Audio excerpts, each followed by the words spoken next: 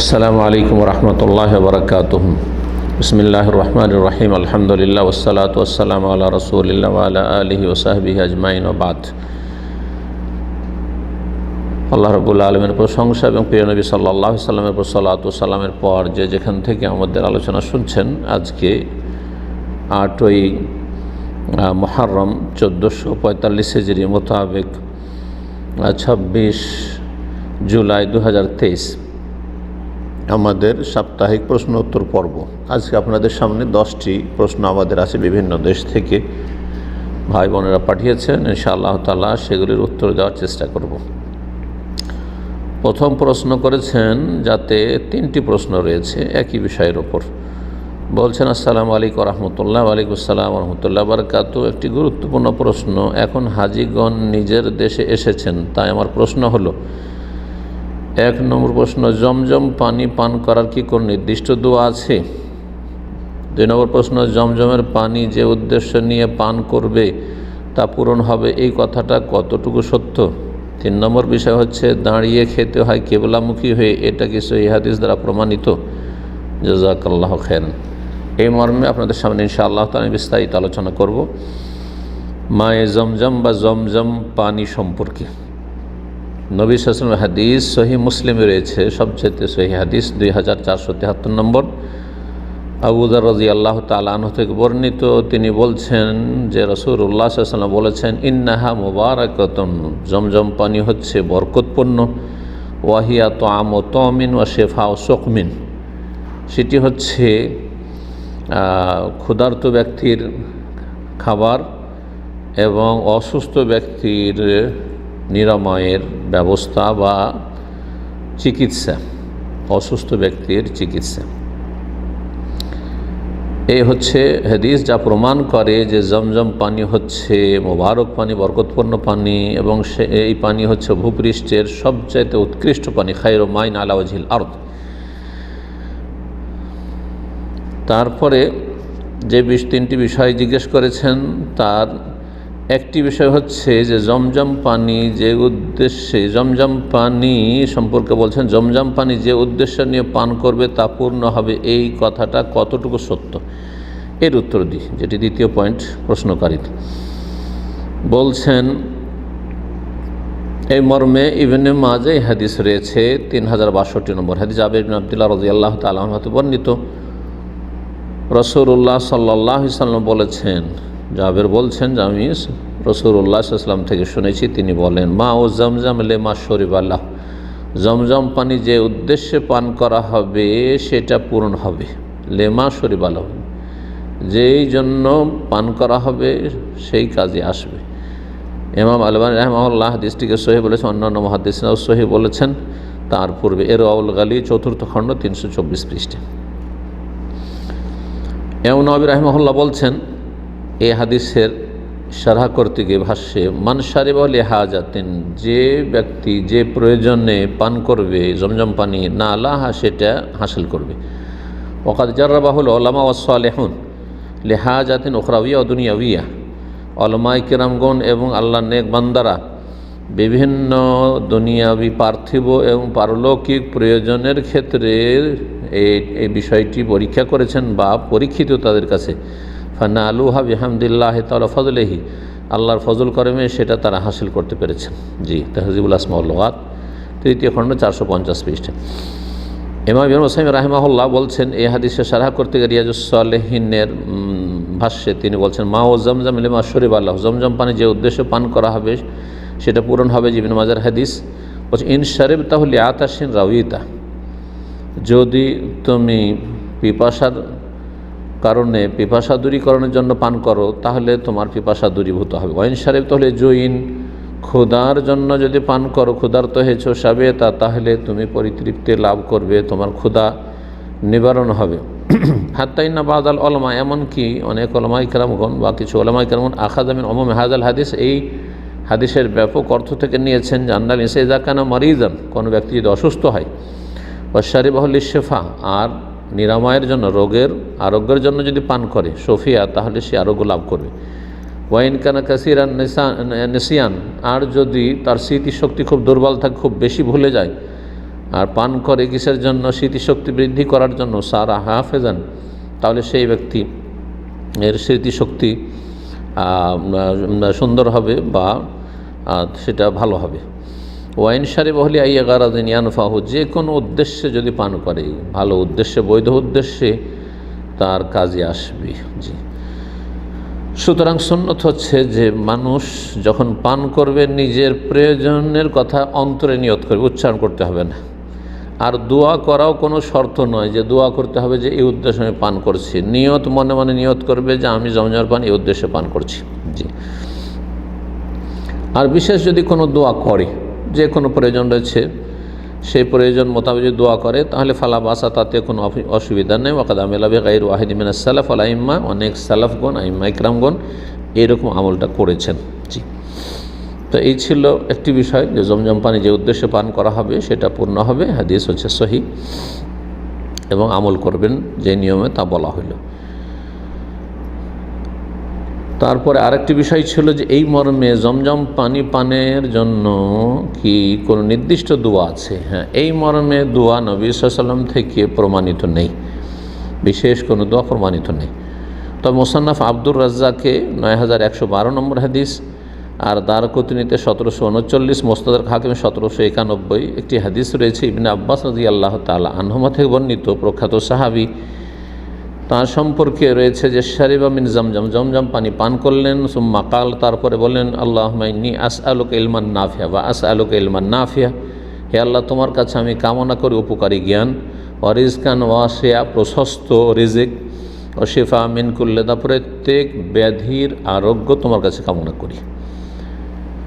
এই হাদিসটি সম্পর্কে আল্লামা আলবানী রাহিমাহুল্লাহ তার ইরওয়াউল গালিল ৪র্থ খণ্ড ৩৩২ পৃষ্ঠায় বলছেন যে এই যে হাদিস রয়েছে ইবনে আব্বাসের, এই হাদিসই ফাদাইফুন, দুর্বল, লা ইয়াসিহু রাফউহু ওয়ালা ওয়াকফুহু, নবী সাল্লাল্লাহু আলাইহি ওয়াসাল্লাম থেকে মারফুও সহিহ নয়, এমনকি ওয়ালা ওয়াকফুহু আন ইবনে আব্বাস, ইবনে আব্বাস রাদিয়াল্লাহু তাআলা মওকুফ হাদিস, মানে তার বক্তব্য, তার এটি দোয়া, এটিও সহিহ নয়।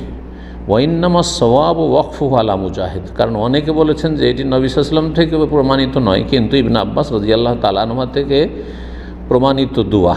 তার খণ্ডন করে বলছেন যে সঠিক কথা হচ্ছে ওয়াইন্নামা সওয়াবু ওয়াকফুহু আলা মুজাহিদ, প্রখ্যাত তাবেঈ এবং আব্দুল্লাহ বিন আব্বাস রাদিয়াল্লাহু তাআলা আনহুর বিশিষ্ট ছাত্র ইমাম মুজাহিদ রাহিমাহুল্লাহর সেটি দোয়া, তার ওপর মওকুফ। এই হচ্ছে আলবানী রাহিমাহুল্লাহর তাহকিক। জি,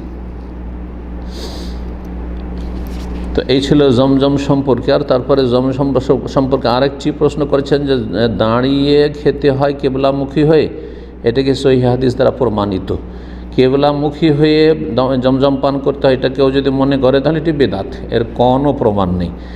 দাঁড়িয়ে পান করতে হয়, একদল মনে করেছেন যে নবী সাল্লাল্লাহু আলাইহি সাল্লাম যেহেতু দাঁড়িয়ে পান করেছেন জমজমের পানি আর উজু করার পরে যে অবশিষ্ট পানি, সুতরাং এটি সুন্নাত।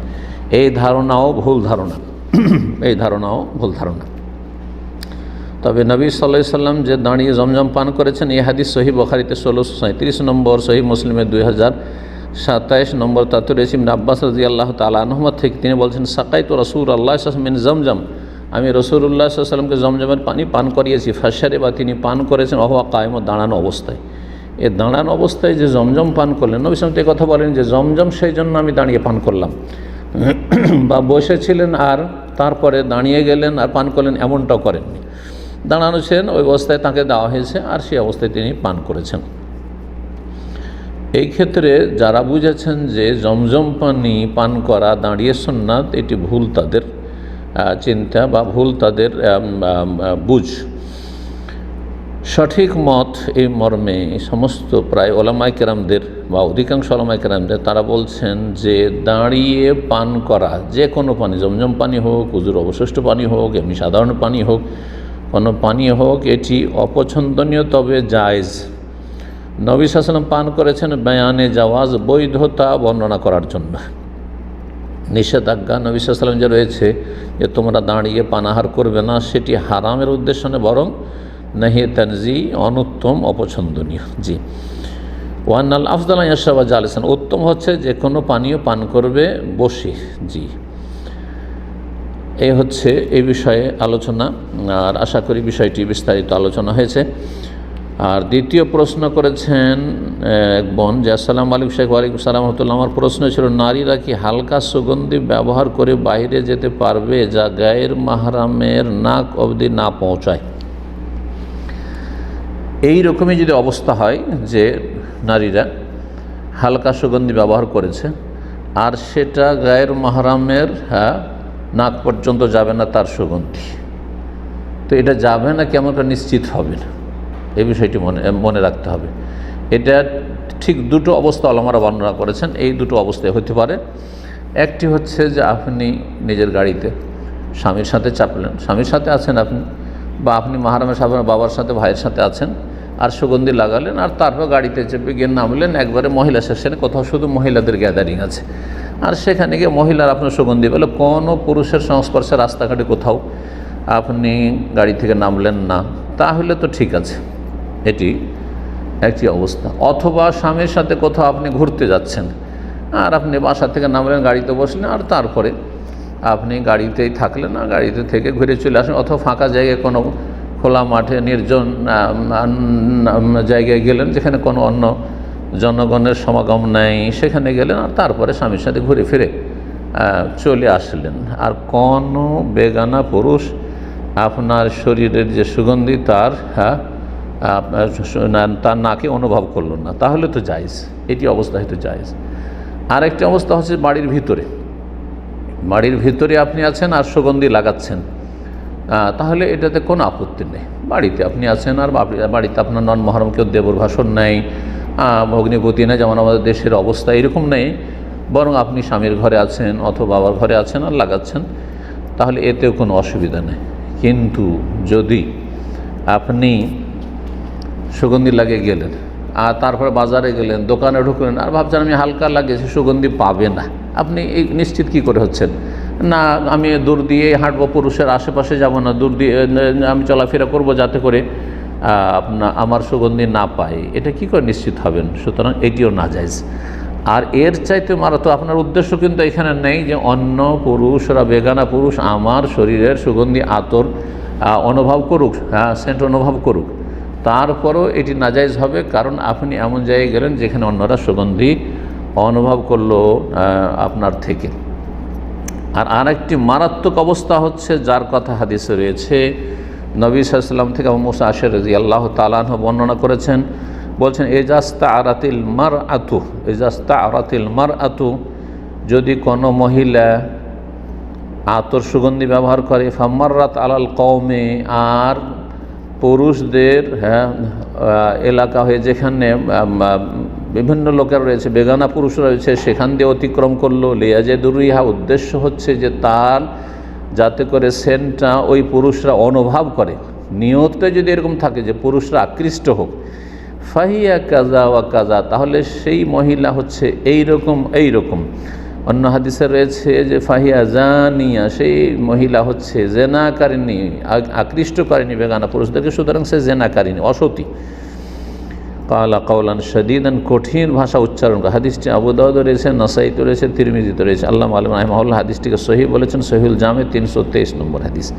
তো যদি নিয়তটাই থাকে যে আমার শরীরের সুগন্ধি যাতে বেগানা পুরুষকে অনুভব করে, তাদেরকে আকৃষ্ট করার উদ্দেশ্য, তাদেরকে ফিতনায় লিপ্ত করার উদ্দেশ্য, তাহলে এটি হচ্ছে কাবিরা গুনাহ, হারাম, এবং কঠিন শাস্তি রয়েছে, জাহান্নামের শাস্তির কথা রয়েছে। আর সেই মহিলা জানিয়া, এই কথা বলা হয়েছে। জি, আল্লাহ হিদায়াত দান করুন। 3 নম্বর প্রশ্ন করেছেন, আসসালামু আলাইকুম রহমতুল্লাহ। ওয়ালাইকুম আসসালাম রহমতুল্লাহ। শেখ, আমার প্রশ্ন হলো, যদি কোনো ব্যক্তি জাহান্নামের তীব্রতা অনুভবের জন্য নিজের নফসের লাগাম টানার জন্য আগুন বা তাপ জাতীয় কোনো বস্তুর উপর হাত রাখে, এতে কি নিজের ওপর জুলম করা হবে? এটি এক হচ্ছে যে নিজের উপর জুলম করা। আপনাকে আল্লাহ আপনার শরীর আমানত দিয়েছেন আর বলেছেন যে এর সুরক্ষা, হেফাজত করো, এই জন্য আত্মহত্যা কাবিরা গুনাহ, কারণ আপনার কাছে আপনার প্রাণ, আপনার জীবনটা হচ্ছে আমানত। এইরকম আপনার শরীর, অঙ্গ প্রত্যঙ্গ, এগুলি হচ্ছে আপনার আমানত, সুতরাং সেটাকে আপনি আগুনে দেবেন, এটা হারাম, এটা জুলম। 2 নম্বর গুনাহ হচ্ছে যে এটি হচ্ছে সুফিদের বিদাত, সুফি যারা বেদাতি ভণ্ড তাদের বেদাত। বিভিন্ন সুফিদের জীবনীতে এইসব কথাবার্তা রয়েছে। তারা নিজেদের শরীরকে আযাব শাস্তি দিয়ে থাকে, যে এর মাধ্যমে আমি আখেরাতের শাস্তির চেতনা নিজের মধ্যে তৈরি করব, আর সেই অনুভূতি, ইমানি অনুভূতি তৈরি করব। এটি হচ্ছে চরমপন্থী গুমরাহদের বেদাত। জি, সুতরাং আপনি বেদাতি কাজ করলেন আর আপনি নিজের উপর জুলুম করলেন, দুটোই কাবিরা গুনাহ। 4 নম্বর প্রশ্ন বলছেন, আসসালামু আলাইকুম। ওয়ালাইকুম আসসালাম ওয়া রাহমাতুল্লাহ। শেখ, আমার প্রশ্ন হলো, আমি সবসময় সকাল সন্ধ্যার আজকার এবং বদনজর থেকে হেফাজতের দোয়া পড়ে বাচ্চাকে ফু দিই। বদনজর থেকে হেফাজতের দোয়া পড়ে বাচ্চাকে ফু দেন, এটা তো ঠিক আছে, কিন্তু সকাল সন্ধ্যার আজকার পড়ে আপনি বাচ্চাকে ফু দেবেন, এটি বেদাত। এটি বেদাত। এর আগেও সতর্ক সাবধান করেছি, না এরকম কাজ করবেন না। এগুলি হচ্ছে ইস্তেহসান, ভালো মনে। আর বেদাত তো এভাবেও হয়, ভালো মনে করে ধর্ম পালন করা, দলিল নেই কিন্তু ভালো লাগছে, নিজের চাইতে বেশি মায়া আমার ছেলে মেয়ের ওপর, সুতরাং আমি নিজের জিকির আজকার বাদ দিই আর নিজের আজকার নিজের জন্য সেটা আমি ভুলে গিয়ে আমি আমার বাচ্চাকে, আমার ছেলে মেয়েকে, আমার প্রিয়জনকে আমি দম করব, ফু দেব সকাল সন্ধ্যার জিকির দিয়ে, এটি একটি বেদাত। এখন আমি যদি শেখ আজকার এবং বলছেন, এখন আমি যদি শেখ আমার বাচ্চার 2-1টা ছবি ফেসবুকে দিই, তাহলে কি বদনজর লাগার সম্ভাবনা আছে? আল্লাহু আলাম, হতে পারে।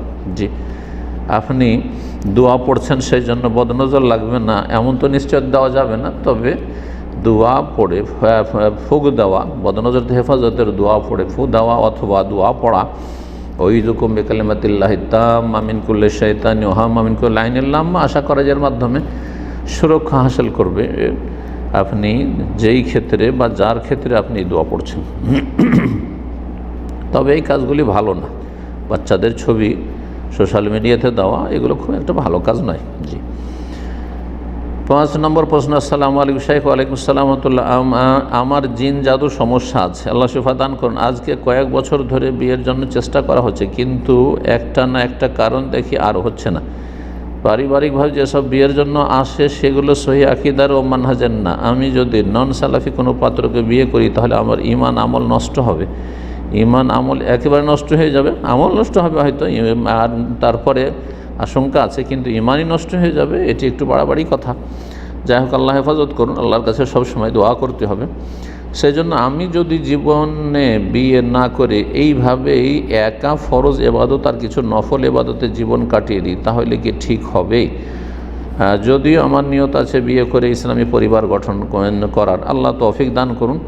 তবে যে মাসলা, যে কোনো ব্যক্তি পুরুষ হোক আর নারী হোক ফরজ ওয়াজিব আদায় করলো, হারাম নাজায়েজ থেকে বেঁচে থাকলো, গুনাহ থেকে বেঁচে থাকলো, আর আল্লাহ রাব্বুল হক আদায় করলো, মানুষের হক আদায় করলো, আর বিয়ে করলো না, ইবাদতবন্দি করে জীবনটা কাটিয়ে দিল, এটি জায়েজ কিনা?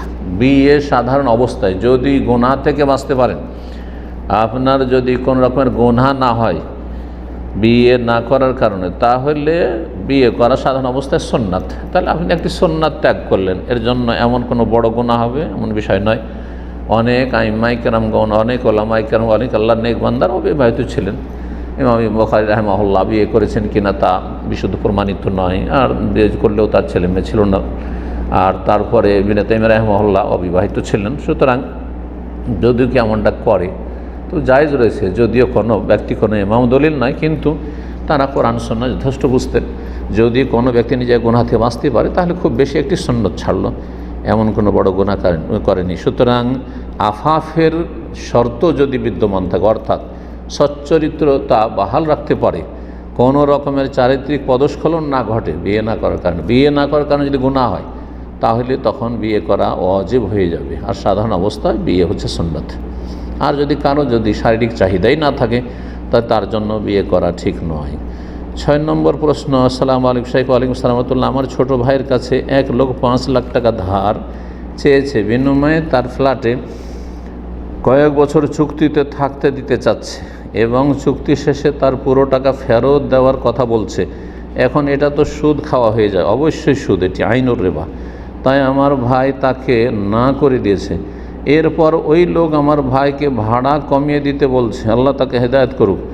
মানে 5 লক্ষ টাকার কয়েক বছর মেয়াদি চুক্তি হবে, এই কয়েক বছরে আমার ভাই ওই ফ্ল্যাটের ভাড়া 12,000 বর্তমান, কিন্তু আমার ভাইয়ের কাছ থেকে 5,000 নেবে। মাশাআল্লাহ, এটাও সুদ। 12,000 টাকা করে ভাড়া, আর আপনার ভাইকে 5,000 এমনিতে দেবে। ওই যে হ্যাঁ, আপনার ভাইয়ের কাছ থেকে ধার নিতে পেরেছে, লোন নিতে পেরেছে, সেই জন্য এটা দেবে। এইটাও হচ্ছে সুদ, আইনুর রিবা। আর মেয়াদ শেষে 5 লাখ টাকা ফেরত দেবে। এখন এটা কি সুদের অন্তর্ভুক্ত হয়ে যাবে? অবশ্যই সুদ। এবং সুদ খাওয়ার জন্য একটি হিল্লা, বনি ইসরায়েল ইহুদিরা হিল্লা করে শনিবারের দিন মাছ ধরা নিষেধ। সুতরাং শনিবারের দিন আমরা মাছকে বন্ধ করে রেখে দিয়ে রবিবারের দিন আমরা শিকার করব। আল্লাহ তাদেরকে বানর বানিয়ে দিয়েছিলেন, কোনো কেরাদাতান খাসেন। সুতরাং সতর্ক সাবধান। হারামকে হালাল করার জন্য এসব হিল্লা করা, স্ত্রী হালাল করার জন্য 3 তালাক দেওয়ার পরে এক মজলিসে 3 তালাক হয়ে গেল। সুতরাং স্ত্রী হালাল করার জন্য হিল্লা করা ঠিক আর বিয়ে, আর এরকম সুদ খাওয়ার জন্য এরকম হিল্লা, এগুলো সব হারাম হিল্লা, কাবিরা গুনাহ, বরং এগুলি কুফর পর্যন্ত পৌঁছিতে পারে। আল্লাহ হেফাজত করুক। 7 নম্বর প্রশ্ন। আসসালামু আলাইকুম শাইখ। ওয়ালাইকুম আসসালাম ওয়া রাহমাতুল্লাহ। বাচ্চাদের আকিকা দেওয়াটা কি ফরজ? না, মোটেই ফরজ নয়। বলছেন যে দিতেই হবে, না দিতে জরুরি নয়, সুন্নাত। এমন কোনো ব্যাপার যদি ক্ষমতা না থাকে, তাহলে দিতে হবে না। তবে ক্ষমতা থাকলে সুন্নাতে মুআক্কাদা, আকিকা সুন্নাতে মুআক্কাদা অধিকাংশ উলামায়ে কেরামদের নিকটে, ওয়াজিব ফরজ নয়। কার জন্য? সামর্থ্যবানের জন্য। যার সামর্থ্য নেই তার জন্য সুন্নাতে মুআক্কাদা, সে পারছেন। ফরজের ক্ষেত্রে ছাড় রয়েছে। যার কাছে টাকা নেই তার যাকাতও ফরজ নেই, যার কাছে টাকা পয়সা নেই তার উপরে হজ ফরজ নেই। সুতরাং সুন্নাতে মুআক্কাদার ক্ষেত্রে কোনো অসুবিধা নেই, ঠিক কোরবানির মতো। 8 নম্বর প্রশ্ন। আসসালামু আলাইকুম শাইখ। ওয়ালাইকুম আসসালাম ওয়া রাহমাতুল্লাহ। কোনো বেপরদা নারীকে কি বাসা ভাড়া দেওয়া যাবে? উল্লেখ্য যে আমিও আমার স্বামী এক ফ্ল্যাটের এক রুমে থাকব, আল্লাহ হেদায়েত দান করুন। আর ওই বেপরদা নারী আর এক রুমে থাকবে, একই উঠানে 2টো রুম পাশাপাশি। একটা রুমে আপনার স্বামী স্ত্রী থাকবে, আর এক রুমে আরেকজন বেগানা পুরুষ তার স্ত্রীকে নিয়ে থাকবে। এটা কী করে মেনে নিতে পারেন? হাদাকুমুল্লাহ। এতে মাঝে মাঝে আমার স্বামীর সাথে দেখাও হবে, এই জন্যই তো না যায়জ। তবে আমার স্বামী দিন মেনে চলে, আল্লাহ দিনের ওপর টিকিয়ে রাখুন, ফিতনার আশঙ্কা নেই। অবশ্যই ফিতনার আশঙ্কা আছে। জি, ইব্রাহিম আলাইহিস সালাম বলছেন, আল্লাহ আমাকে শিরক থেকে রক্ষা কর, আমার পরিবারকে, ওয়াজনবনি ওয়া বানি আন না'বুদাল আসনাম। দোয়া করেছে, রব্বি জাআলনি মুকিমাস সালাতি। আর আপনি বলছেন আমার স্বামী এমন দিনদার যে ফিতনার আশঙ্কা নেই। অবশ্যই ফিতনা, যে কোনো ব্যক্তির ফিতনার আশঙ্কা আছে, আল্লাহ হেফাজত করুক। এইভাবে একই উঠানে, একই প্রাচীরের ভিতরে, একই ফ্ল্যাটে 2টো রুমে 2টো ফ্যামিলি থাকবে, এটা জায়েজই নয়। আল্লাহ হেদায়েত দান করুন। সেপারেট ব্যবস্থা থাকতে হবে, পর্দার ব্যবস্থা থাকতে হবে, তারপরে ভাড়া দেবেন। আর ভাড়া যদি তখন ধরেন আপনার গোটা ফ্ল্যাট ভাড়া দিচ্ছেন পর্দার সাথে, মানে সেখানে আপনার স্বামী আর যাতায়াত হবে না, বা আপনার যাতায়াত তার স্বামীর সামনে হবে না, আর বা দেখা হবে না, আর তারা অসৎ, তারা দিনদার নয়, বেহায়া বেপরদা, সেই ক্ষেত্রে জায়েজ হতে পারে। যদি ভালো মানুষ না পান, তাহলে এই শর্ত শরীয়তে নেই যে কাউকে ভাড়া দেওয়ার জন্য একবারে পর্দানাসীন দেখে দিতে হবে, মুসলিম দিতে হবে। মুসলিম যদিও ভালো, যাতে করে কাফের আপনার বাড়িতে গায়রুল্লাহর পূজা না করে, কিন্তু বিশেষ করে মুসলিম বিভিন্ন রকমের গুনাহ, কেউ কোনো গুনায় জড়িয়ে আছে, কেউ কোনো গুনায় জড়িয়ে আছে, সেগুলির দায়িত্ব ভাড়াদাতার বা বিল্ডিংয়ের মালিকের নেই যে কী কী গুনাহ করছে। তবে স্পষ্ট প্রকাশ্য চোখের সামনে যখন কাবিরা গুনাহ দেখবে, অবশ্যই তাদেরকে রাখবে না। আল্লাহ হিদায়াত দান করুন। 9 নম্বর প্রশ্ন। আসসালামু আলাইকুম শাইখ। ওয়ালাইকুম আসসালাম ওয়া রাহমাতুল্লাহ। আমি যদি নিজের প্রয়োজনীয় সামগ্রীর জন্য স্বামীর কাছে টাকা চাই, এটা কি আমার বিলাসিতা হয়ে যাবে? প্রয়োজন যদি হয় তাহলে বিলাসিতা হবে না। বিলাসিতা কাকে বলে? মানুষের জীবনের চাহিদা 3 রকমের। একটি হচ্ছে জরুরিয়াত, যেগুলি একেবারে আবশ্যক, যেমন খাদ্য পানি, খাবার পানি লাগবে, বাসা লাগবে, এটা জরুরি, তো এটা স্বামীর উপর ফরজ। আর এইরকমই ধরনের চিকিৎসা, আরও বেশ কিছু জরুরি জিনিস থাকতে পারে, জরুরি, তাছাড়া চলবে না। জি। আর দ্বিতীয় স্তর হচ্ছে হাজিয়াত, যা প্রয়োজন কিন্তু না হলেও চলে। জি, ধরেন শাকসবজি আছে, চলার মতো আছে, ডাল সবজি আছে, চলছে, কিন্তু ধরেন মাঝে মাঝে গোস্ত আর আপনার মাছ, আর তারপরে দামি দামি মাছ, হ্যাঁ, ইত্যাদি, আর দামি দামি খাবার, হ্যাঁ, এগুলো মাঝে মাঝে প্রয়োজন হইতে পারে। হ্যাঁ, খুব দামি হইলে তো সেটা বিলাসিতে চলে যাবে, কিন্তু ধরেন মোটামুটি মাঝে মাঝে তো মাছ গোস্ত খেতে হবে, এগুলো প্রয়োজন, ধরেন এগুলো প্রয়োজনের জন্য চাইতে পারবেন, আপনি আপনার প্রয়োজনে চাইতে পারবেন। তৃতীয় স্তর হচ্ছে কামালিয়াত, পূর্ণতা। আজকাল হয়তো একটা টেলিফোন থাকা জরুরি, সাধারণ একটা টেলিফোন, আর যদি সেটা একটু ভালো হয়, সুন্দর মোটামুটি, তাহলে হয়তো এটা প্রয়োজন হইতে পারে। যে কিছু কিছু কাজ হয়তো এই পুরানো টেলিফোন, একবারে সস্তা টেলিফোনে কাজ হচ্ছে না হয়তো, বা ছোট্ট টেলিফোন, এতে কাজ হচ্ছে না, হ্যাঁ, আপনার স্মার্টফোন একটা লাগবে, তাহলে এটা হচ্ছে হাজিয়াত। আর তারপরে আপনার দামি দামি টেলিফোন, আইফোন, আর এবার লেটেস্ট টেলিফোন, আর বেশ আপনার বাড়িতে একটা কম্পিউটার অথবা ল্যাপটপ, আর সে আর ভালো ভালো খাবার, এগুলো হচ্ছে কামালিয়াত, অর্থাৎ বিলাসিতা। সেটা হচ্ছে বিলাসিতা। আপনি আপনার স্বামীর কাছে কি চাইছেন এটা দেখার বিষয়। যদি আপনি জরুরি জিনিস চান, তাহলে আপনার ন্যায্য অধিকার, ফরজ তার দেওয়া ব্যবস্থা করে। আর যদি হাজিরা প্রয়োজন হয়, তাহলে প্রয়োজন তার সামর্থ্য মোতাবেক দেবে। আর যদি কামালিয়াত হয়, তাহলে স্বামীর কাছে ওইভাবে চাওয়ার কোনো অধিকার নেই। মাঝে মধ্যে যদি হয় তাহলে ভালো, কিন্তু বলছেন এখানে যদি স্বামীর আর্থিক অবস্থা একটু কম থাকে, আর্থিক অবস্থা কম থাকবে, আর আপনি বিলাসী জীবনযাপনের জন্য আপনি অভিলাষী কেন? আল্লাহ হেদায়েত দান করুন। 10 নম্বর প্রশ্ন। আসসালামু আলাইকুম রহমতুল্লাহ। ওয়ালাইকুম আসসালাম রহমতুল্লাহ। বলছেন, শেখ, আমার হজ শেষে আগামীকাল ফ্লাইট, আমার আজকে হাইজ হয়ে গেছে, এখন তো আর আমি বিদায় তওয়াফ করতে পারবো না, এতে কি আমার নেকির কমতি হবে? না, নেকির কমতি হবে না।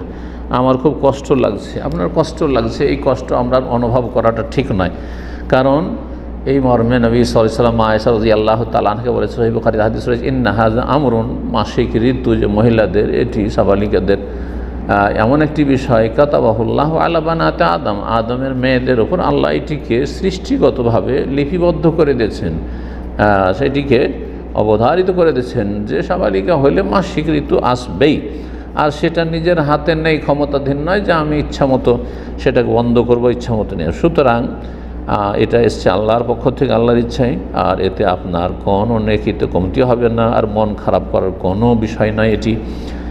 আর আপনার যেহেতু তওয়াফ হয়ে গেছে, মূল তওয়াফ ইফাজা, মানে 10 তারিখের যে তওয়াফ, যে ফরজ তওয়াফ, যার নাম তওয়াফে জিয়ারা, যার নাম হচ্ছে ফরজ তওয়াফ, রুকুন তওয়াফ, সেই তওয়াফ হয়ে গেছে। এখন শুধু বাকি আপনার বিদায়ী তওয়াফ। এই ক্ষেত্রে বিদায়ী তওয়াফের আপনার মাফ রয়েছে আপনার জন্য, বা আপনার মতো যারা ঋতুবতী মহিলার জন্য, অথবা যদি বাচ্চা ভূমিষ্ঠ হয়ে প্রসূতির ব্লিডিং হয়, এই ক্ষেত্রে মাফ রয়েছে, ছাড় রয়েছে তওয়াফে বেদা বা বিদায়ী তওয়াফের ক্ষেত্রে। সহিহ বুখারীতে হাদিস রয়েছে 2 জায়গায় 1638 এবং 4050। সহিহ মুসলিমে 2353 হাদিস রয়েছে। সাফিয়া রাদিয়াল্লাহু তাআলা আনহা মাসিক ঋতু চলে আসলো, হজের সফরে ছিলেন। নবী সাল্লাল্লাহু আলাইহি ওয়াসাল্লাম জিজ্ঞেস করলেন, জানতে পেরে, আয়েশা রাদিয়াল্লাহু তাআলা বর্ণনা করেছেন ঘটনা, যে হাবেসাতু নাহিয়া, সে কি আমাদেরকে বাধাগ্রস্ত করবে মদিনা সফর করা থেকে, প্রস্থান থেকে, যে আমরা যে প্রস্থান করতে চাই, চলে যাব 13 তারিখের পরে 14 তারিখে চলে যাব, এটা থেকে কি বাধাগ্রস্ত করবে? তখন নবী সাল্লাল্লাহু আলাইহি ওয়াসাল্লামকে জানানো হলো যে ইন্নাহা তাফা তওয়াফ আল ইফাজা, তিনি তো তওয়াফ ইফাজা করে ফেলেছেন, মানে 10 তারিখের যে ফরজ তওয়াফ, সেই তওয়াফ ইফাজা করে যেটি রুকুন, সেটি করে ফেলেছেন। তখন বললেন নবী ফালা ইয়াযান, তাহলে কোনো অসুবিধা নেই, তাহলে তার জন্য থেমে থাকার কোনো কারণ নেই, কোনো অসুবিধা নেই। অন্য রিওয়ায়াতে ফালতান ফের, তাহলে সেও আমাদের সাথে বেরিয়ে পড়ুক, কোনো অসুবিধা নেই। এখানে আজকের প্রশ্নোত্তর পর্ব শেষ করলাম। রব্বুল আলামিনের কাছে দোয়া করে আল্লাহ কবুল করুন এবং আমাদের ভুল ভ্রান্তির থেকে বেঁচে থাকার তৌফিক দান করুন। আর আল্লাহ রাব্বুল উপকারী জ্ঞান দান করুন, আর বিশুদ্ধ আমলের তৌফিক দান করুন। সমস্ত রকম বিভ্রান্তি থেকে আল্লাহ বাঁচিয়ে রাখুন। সাল্লাল্লাহু সাল্লাম আলা নবিয়িনা মুহাম্মদ ওয়া আলা আলিহি ওয়া সাহবিহি আজমাইন।